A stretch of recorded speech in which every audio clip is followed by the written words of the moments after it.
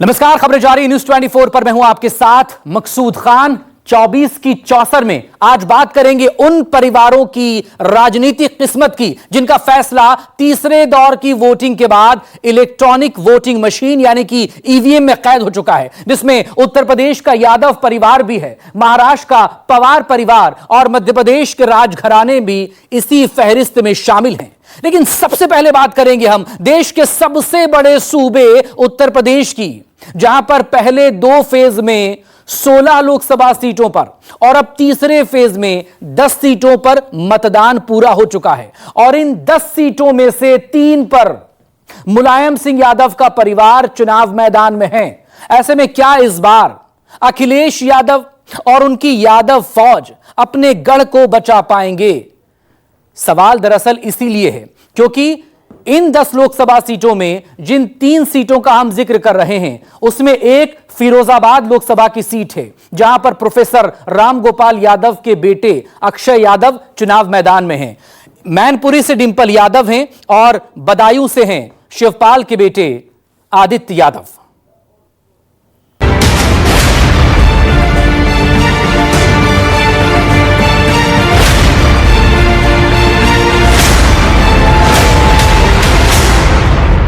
चौड़ा में बूथ डले 11, मशीन बता रही है 50।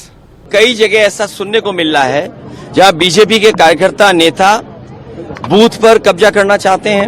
नीति के तहत और नियत के तहत भारतीय जनता पार्टी में बहुत भारी कमी और भारी खोट है। ये चुनाव एक तरफा है, इंडिया गठबंधन के पक्ष में। हम लोग लगातार पिछले 1 साल से क्षेत्र में घूम रहे हैं। क्षेत्र की जनता में, प्रदेश की जनता में और देश की जनता में मोदी जी हैं तो मुमकिन है। उत्तर प्रदेश में 10 की 10 सीट भारतीय जनता पार्टी की ओर जाएगी। आज 2024 लोकसभा चुनाव का खत्म हो गया तीसरा चरण। किसके नाम रहा तीसरे फेज का रंग? तीसरे दौर में 11 राज्यों और केंद्र शासित प्रदेशों की 93 सीटों पर वोटिंग संपन्न हुई। 24 के तीसरे चरण के मतदान में जिन सीटों पर मतदाताओं ने उम्मीदवारों की किस्मत का फैसला ईवीएम में कैद कर दिया, उनमें से कई सीटें ऐसी हैं जहां से दिग्गजों की प्रतिष्ठा दांव पर है।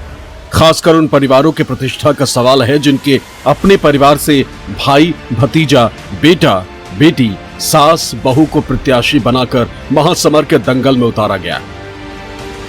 और इसी दंगल में 2 परिवार सबसे ज्यादा सुर्खियों में। पहले नंबर पर उत्तर प्रदेश से मुलायम सिंह यादव का परिवार, क्योंकि यूपी की 80 लोकसभा सीटों में से इस बार 5 सीट ऐसी हैं जिन पर सीधे सीधे मुलायम यादव के परिवार के सदस्य अपनी विरासत की लड़ाई लड़ रहे हैं और इन 5 में से 3 सीटों का मतदान तीसरे फेज में ही संपन्न हुआ है। तो वहीं महाराष्ट्र में अजित पवार और शरद पवार यानी कि पवार की असली पावर दिखाने के लिए पवार परिवार तो एक दूसरे के खिलाफ ही लड़ते हुए दिखाई दिए, जहां सीधी लड़ाई ननद और भौजाई के बीच में थी। यूपी में तीसरे चरण में 10 सीटों के लिए वोटिंग हुई, लेकिन सबकी नजरें यादवलैंड यानी समाजवादी पार्टी के गढ़ पर है, जहां मुलायम परिवार के 3 उम्मीदवार अपनी किस्मत आजमा रहे हैं, क्योंकि पिछले 2 चुनाव में इस यादवलैंड पर अखिलेश यादव के हाथ निराशा ही लगी। ऐसे में अगर इस बार यादव बहुल सीटों पर समाजवादी जीत दर्ज नहीं कर पाती तो समझ लीजिए अखिलेश के साथ से ये जमीन खिसक चुकी है। पिछले लोकसभा चुनाव में संभल और मैनपुरी सीटों पर साइकिल दौड़ी थी, जबकि 8 सीटों पर कमल खिला था। मिशन 80 का लक्ष्य साधने में जुटी भाजपा के लिए तीसरा चरण महत्वपूर्ण है।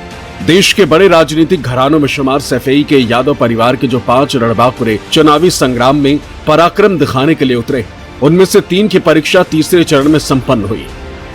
समाजवादी पार्टी बहुत बढ़िया परफॉर्म कर रही है, गठबंधन भी अच्छा परफॉर्म कर रही है। पूरे देश में जो रीजनल पार्टीज है, मैं समझती हूँ पूरी मजबूती के साथ से जीत रही है।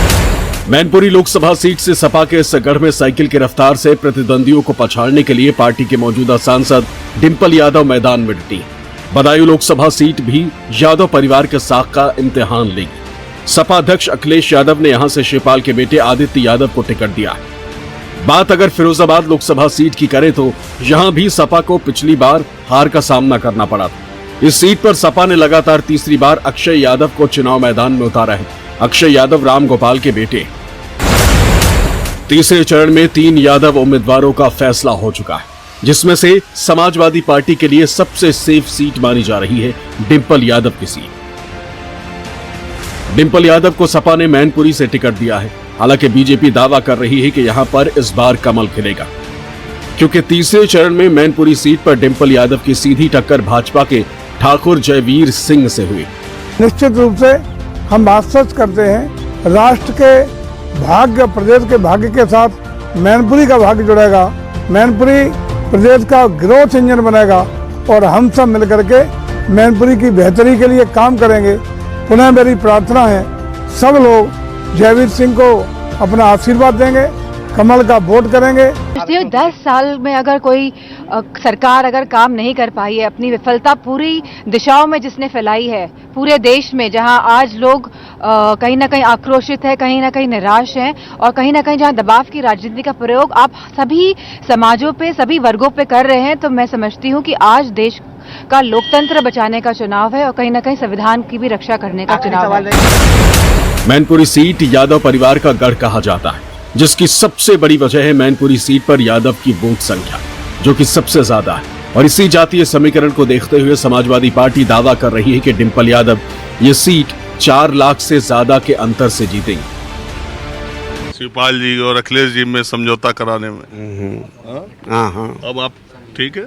ठीक है, अब सब ठीक हो गया परिवार में? अब सब ठीक है, एक बूंद है सब घर। आपको ये भी बता दें कि मैनपुरी सीट उत्तर प्रदेश में बीजेपी की सबसे कमजोर सीट मानी जाती है, क्योंकि पार्टी के गठन के बाद से ही इस सीट पर हर बार समाजवादी पार्टी ही जीतती आ रही। यूपी की ये एक अकेली सीट है जहां पर बीजेपी आज तक जीत नहीं पाई। मैनपुरी सीट मुलायम परिवार का गढ़ है, जहां से मुलायम सिंह 5 बार सांसद बने। धर्मेंद्र यादव और तेज प्रताप भी यहीं से चुनाव जीतकर राजनीति में आए।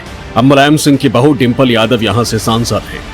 ये परिवर्तन का चुनाव है, भाजपा को हराने का चुनाव है। नौजवान परेशान है, किसान परेशान है, जिससे भी बात करो वो चाहता है कि एक नई सरकार बने जिसमें उसको सम्मान मिल सके।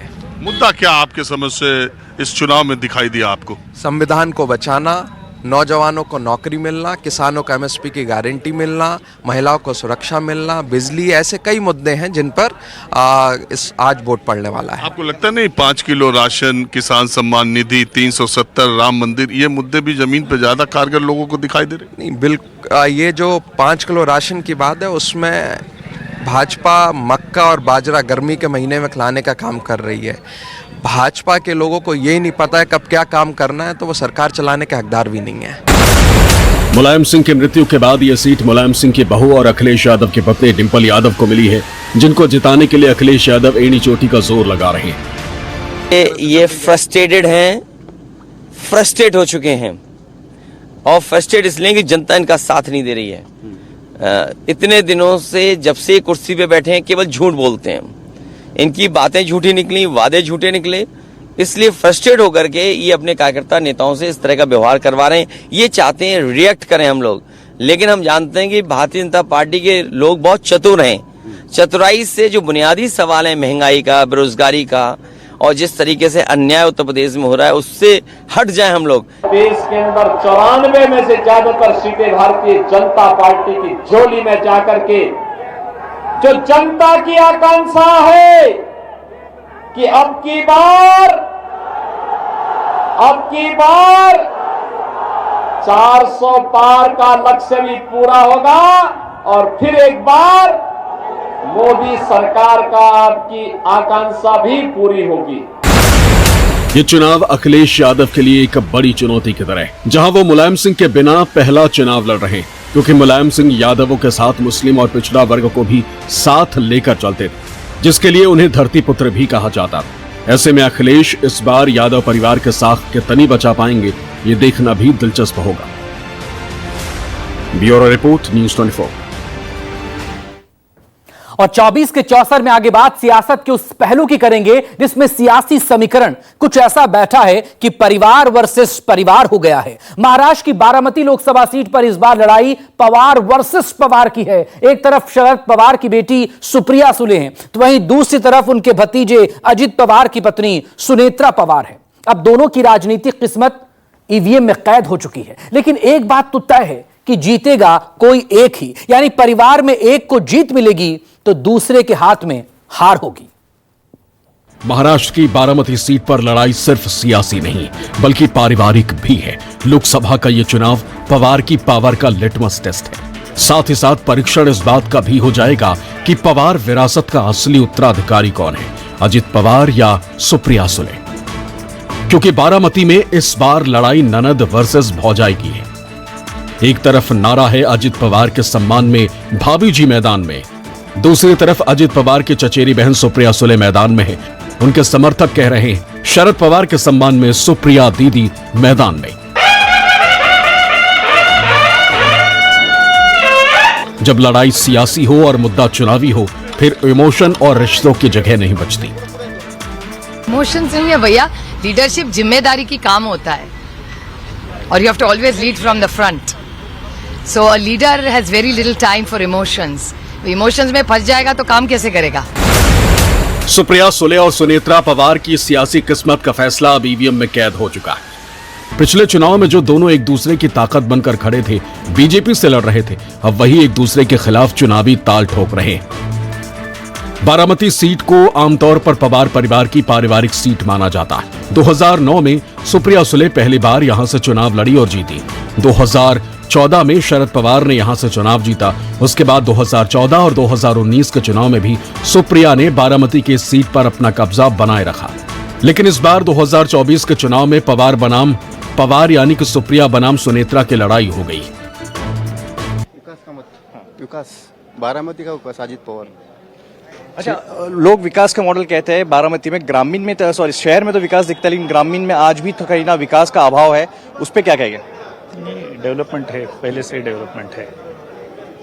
डेवलपमेंट है बारामती में। बारामती मतदार संघ में जो अजित दादा है उसने जो बहुत विकास किया है, रास्ता है, पानी है और जो विकास किया तो वो सब दादा ने किया। शरद पवार ने या फिर इस 30 साल से भी ज्यादा यहाँ पर शरद पवार जी है, उन्होंने कोई विकास ही नहीं किया। किया था ना, पर ज्यादा विकास दादा से हो गया है। महाराष्ट्र की सियासत में जब से फैमिली फाइट का ऐलान हुआ है, तभी से ये सीट सुर्खियों में आ गई थी। चाचा शरद पवार और भतीजे अजित पवार के राजनीतिक बैर के बाद अब लोकसभा चुनाव में भाभी और ननद के बीच मुकाबला बेहद ही दिलचस्प नजर आया। क्यों आपकी पार्टी को या शरद पवार को खत्म करना चाहती है बीजेपी? क्योंकि उनके खिलाफ जो लड़ रहा है, बड़ी ताकत लगा के लड़ रहा है, वो सारी पार्टियां वो खत्म करना चाहते हैं। ऐसा नड्डा जी ने तो कहा था कि हम हर पार्टी खत्म करेंगे, वन पार्टी वन नेशन। तो ये तो लोकतंत्र पे विश्वास ही नहीं रखते, ऐसा तो लगता है जब नड्डा जी बोले थे। तो आप कैसे बचाएंगे अपनी पार्टी सुप्रिया जी? पार्टी नहीं, लड़ेंगे पूरी ताकत से। ये लोकतंत्र है और एक सशक्त लोकतंत्र में जितनी सत्ता मायने रखती है उतना विपक्ष भी रखता है। हम भी सत्ता में बहुत साल रहे, हमेशा हमने विपक्ष का मान सम्मान ही किया है। शरद पवार से अलग होकर एनसीपी के नाम और चिन्ह पर कब्जा जमाकर अजित पवार ने एनडीए का दामन थामा और अब संसद की लड़ाई में अजित पवार ने अपनी चचेरी बहन के खिलाफ अपनी पत्नी को उतारकर बारामती का सियासी माहौल गरमा दिया था। लेकिन दोनों धड़ों का मानना है कि यह लड़ाई राजनीतिक है और जनता काम करने वालों को वोट देगी। महाराष्ट्र के पुणे जिले की बारामती लोकसभा सीट को राज्य में एक हाई प्रोफाइल सीट के रूप में देखा जाता है। बारामती सीट बीते 31 सालों से एनसीपी के कब्जे में। फिलहाल शरद पवार की बेटी सुप्रिया सुले बारामती से सांसद है। महाराष्ट्र और देश की सियासत में शरद पवार को राजनीति का चाणक्य माना जाता है। राजनीति के बिसात पर उन्होंने कई लोगों को परास्त किया।